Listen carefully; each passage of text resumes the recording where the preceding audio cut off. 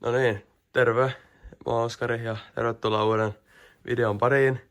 Ja nyt tänään keskitytään näihin, eli noihin smotovanteisiin, mitkä tulee kotariin, mikä on tossa mun takana, mutta se on nyt vähän se on vähän nyt vielä keskenäinen ja tää on hyvin sotkuinen tää tila, missä mä nyt tätä teen, niin ei viitti kovin paljon esitellä, niin tää on nyt yksi ja viimeisiä silauksia, mitä tarvitaan, että saadaan pyörä valmiiksi. Niin eiköhän ruveta pikemmittä puheitta sitten availemaan ja katsotaan, että mitä täältä sitten oikein löytyy. Mä oon nyt jo kerran avannut, koska vähän kiinnosti katsoa, että tuliko täältä edes niin kuin kaikki mitä piti. Joten katsotaan, heitetään nämä tästä pois. Ja täältä löytyy uudet pinnat. Laitetaan ne nyt vaikka tonne. Ja sitten noita tubeles vannennauhoja ja kuitti. No niin, katsotaan vähän tarkemmin näitä pinnoja. Elikkä siinä on takavanteen pinnat ja sitten nämä lavat, mitkä ikinä onkaan. Ja siinä on etuvanteen. Ja tässä on nyt ne vanhat, mitkä oli näissä ennen ja mitkä otettiin pois, kun ne maalattiin. Ja näähän on ihan siis hirveätä paskaa. Nää on, jotkut on poikki, suurin osa on vääntyneitä ja nää on muuten vaan ihan hirveitä. Joten nyt saadaan alkaa vääntää näitä ja lopputulos pitäisi olla aika siisti. Joten eiköhän alta hommiin, niin mä vähän kuvaan samalla näytän, että miten tää homma oikein toimii, mutta on yhdellä kerralla vähän vaikea tehdä, kun ei ole mitään standia saatavilla yms. Niin katsotaan mitä tästä tulee. Tärkeimmät työkalut on ehdottomasti niin papukajapiirit ja sitten jonkinnäköinen ruuvimeisseli, millä näitä saa kiristettyä, koska niiden on pakko pysyä niin kuin tosi paikallaan niiden pinnojen. Nehän haluaisi pyöriä tuolla ihan mahdottomasti, kun kiristää näitä. Niin siksi papukajapihdit, nämä tulee olemaan aivan elintärkeät, kun laittaa näitä pinnoja. Mitenköhän tämän saa oikein auki? No niin, hetken väkivallan käytön jälkeen niin saatiin pinnat ulos noista pusseista.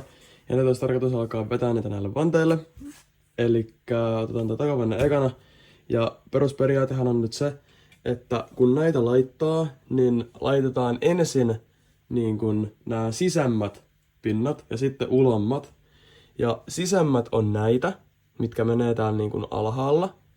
Kun tässä on niin kuin ns. 2 reikää tuossa alhaalla ja ylhäällä.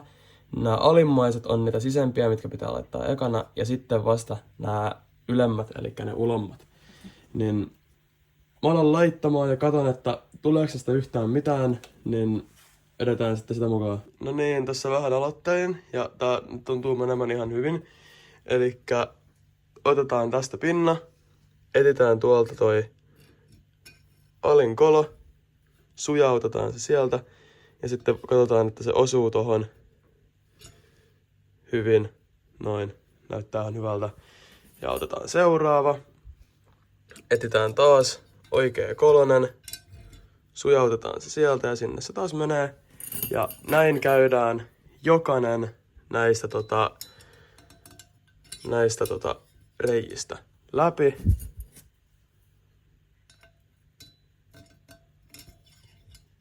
Kas noin. No niin, ja nyt on tosiaan nämä sisämmät pinnat laitettu ja voidaan siirtyä noihin ulkoisiin. Elikkä nyt otetaan taas pinna ja katsotaan, kun tohon on mennyt nyt se niin kuin sisempi, niin nyt tosta laitetaan sitten se ulompi. Kas noin. Ja se osuu sitten tonne ihan täydellisesti. Niin nyt otetaan tästä pinnoja ja laitetaan samalla tavalla niin jokaisen niin kuin sisemmän pinnan yli tossa toi ulompi pinna ja tää vedetään koko tälle osiolle ja sit voidaan alkaa ruuvailemaan näitä kiinni. Noniin, nyt on kaikki tän jarrulevyn puolen pinnat laitettu ja nyt voidaan alkaa kiristelemään niitä, niin seuraavaksi katsotaan, että miten se sitten onnistuu. No niin, mä sain nyt laitettua nämä ulommat pinnat, eli ne pitää laittaa ensimmäisenä. Ja ne tulee tosiaan niin, että joka 4, eli 3 reikää jää väliin. Ja noin, ne on nyt tosi niin kuin löysästi siinä, mutta niitä nyt kuuluukin vähän olla. Niin sit seuraavaksi tulee nämä sisemmät ja ne tulee sitten näihin keskimmäisiin koloihin. Niin ne tulee sitten tohon noin. Niin seuraavaksi ne, niin mä laitan ne siihen, niin katsotaan sitten sen jälkeen, että miten edetään.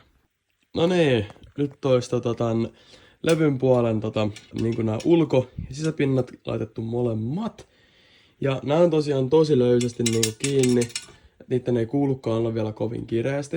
Et nämä on nyt semmosella niin kuin löysästi kaikki laitettu, että nyt ainakin pysyy siinä. Niin nyt seuraavaksi saadaan kääntää tää ja alkaa laittaa näitä, eli tuon rattaan puolen noita pinnoja. Niin tehdään se seuraavaksi.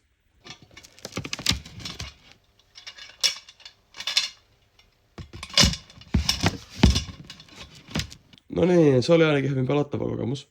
Juu, ei muuta kuin sit vaan aloittelemaan, eli sama homma tehdään nyt näille, mitä tehtiin noille, eli ihan ekana laitetaan taas nämä sisemmät, eli nämä. Ja sitten ne ulommat kiristetään ekana ja sitten sisemmät. Ei muuta kuin hommia. Jakas noin. Sisemmät pinnat pujoteltu taas samasta paikasta tuolta alhaalta. Ja nyt voidaan ottaa nämä ja laittaa sitten seuraavaksi näitten päältä. Kas noin. Ja ne menee sitten sopivasti tuonne. Niin se tehdään seuraavaksi ja sitten onkin loppukiristelyt. Niin näin helppoa se on. Noin. Siinä olisi nyt sitten ulommatkin laitettu. Niin nyt seuraava steppi on se, että kiristellään nämä ulommat näihin ja sitten sen jälkeen niin noi sisemmät. Dodi. Sitten olisi ulommaisetkin kiinni. Aika löysästi taas, mutta nyt alkaa oikeasti on näyttää aika hyvältä. Niin eiköhän mennään laitetaan nämä sisemmät vielä näihin loppuihin reikiin kiinni. Ja sitten sen jälkeen alkaa olemaan kiristelyvuoro, eli oikeasti kiristetään nämä pinnat kunnolla. Niin eiköhän tehdä vielä se. Nonni, nyt ne olisi kaikki siinä ja näyttää jo ihan vanteelta. Niin nyt kun halutaan kiristää nämä pinnat, niin tärkeää on se, että sen niinku, jokaisen näistä kiristäisi niinku tasaisesti. Eli että tulee niinku hyvä suora panne. Niin nyt katsoo, että kaikki olisi suurin piirtein niinku yhtä kireellä.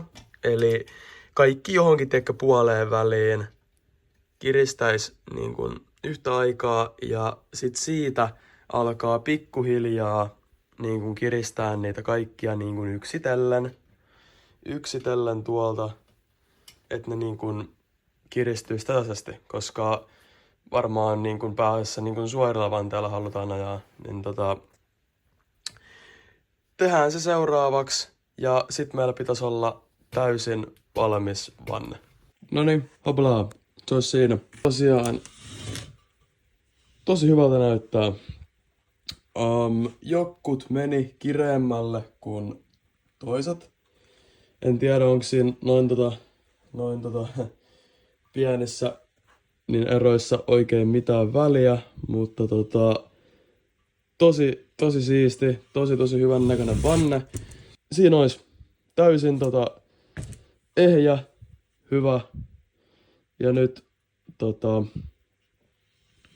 pinnotettu smotovanne, mikä on menossa sitten pyörään kiinni, kun viedään näinä nauhoineen, päivinään, kumit mukaan, niin tonne rengasliikkeeseen niin saavat laittaa kiinni. Niin tää video alkaa tässä. Sama homma. Tehdään sit vielä tolle, mutta se on täysin sama juttu. Ja tää oli Pauttearilla tunni homma. Kun teki huolella, mahdollisimman huolella, niin joo, sellainen toivottavasti autto, jos tarvitte pinnotukseen apua, niin toivottavasti tää autto. Niin ei muuta kuin nähdään sitten seuraavassa videossa ja siinä varmaan sitten onkin KTM:n ensiajelut rakentelun jälkeen. Niin nähdään sitten silloin. Morjes!